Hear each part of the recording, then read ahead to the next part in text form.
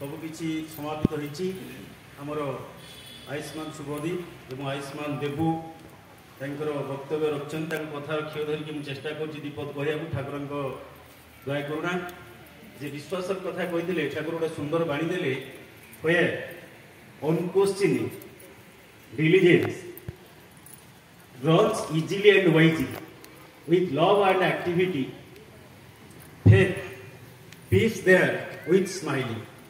तेणु unquestioning diligence आम भितर सृष्टि होगा दरकार निर्प्रश्न निःशर्त भाव जो माने पुरुषोत्तम को धरिकी चलती से माने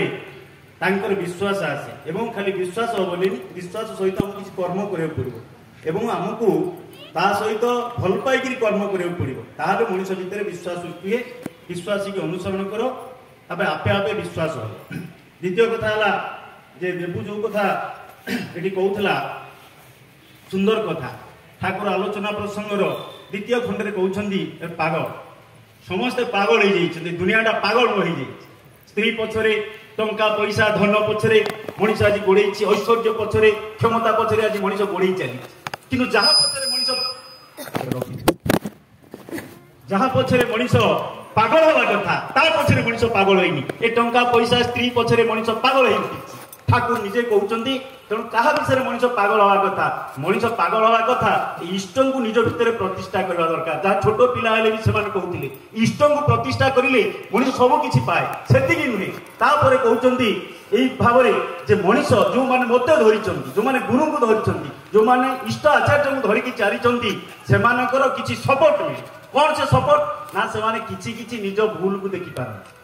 से माने किछि किछि निज भूल को देखी पारती आमे जे ठाकुर जीवन में ग्रहण करें निज भूल को देखा निज को संशोधन करवा निज को मार्जित करवा यहीटा हूँ सत्संग बड़ नियम जो भूल हम मनीष मात्र के भूल नालिकना लगी जाए भूल किंतु जमी आसंता वर्ष से नालिकनाटा न लगी जाए प्रार्थना पूर्व भोग लगी से भूल किंतु आसंता वर्ष जमी 11:30 समय सत्संग आरंभ करवा निज दोष त्रुटि समाधान करने आम जीवन में गुरु को ग्रहण करें जदि आम मान दीक्षा केन ना अनुशीलन प्राज्ञ हुए ताकू आम दीक्षा कहवा विभिन्न दिग छोट पिला माने भजन कीर्तन कहते खुशी लगुला किंतु आमको दक्षता बढ़ाया पड़ो श्री श्री राम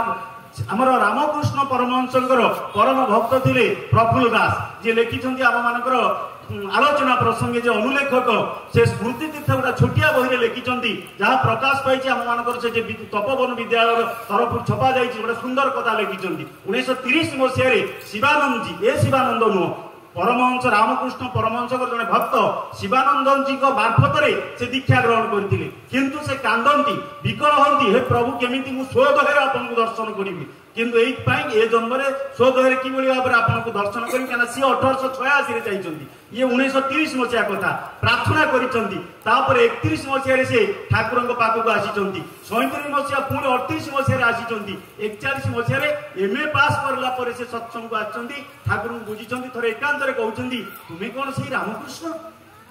ठाकुर हसिले अनेक स्वप्न देखी समय कौन गोटे कथा कही छोट पिला आज उद्भुत होती पूज्य अविंदा को आम समस्ते ये प्रणाम करवा छोटिया पिला बड़ समस्त दरकार पूज्य ना हूँ पंडित भट्टाचार्य थे बसी श्री श्री ठाकुर अनुलेखक प्रफुल्ल दास पाखे बही से पंडित आसिकी प्रणाम करके पलैले कहले मुझे जाऊँगी गोटे कम से समय प्रफुल्ला कहले जय ठाकुर कहले तोर कि से ब्राह्मण पिला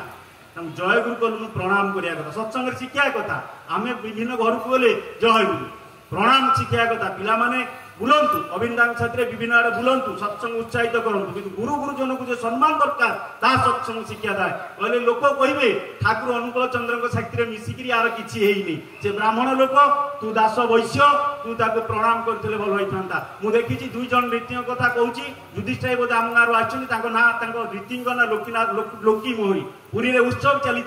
सी भी वयस्क लोक मुझे जाऊँगी तापर जन वयस्क डेंगा लोक आसे सी मुंडिया मारिकी प्रणाम कले पुरी ठाकुर बाड़ी मुझे दादा किनो कहीं प्रणाम कले ना ये जे ये मानुषटा मोर रीतिकीर छेले आछे आ ब्राह्मण तो आम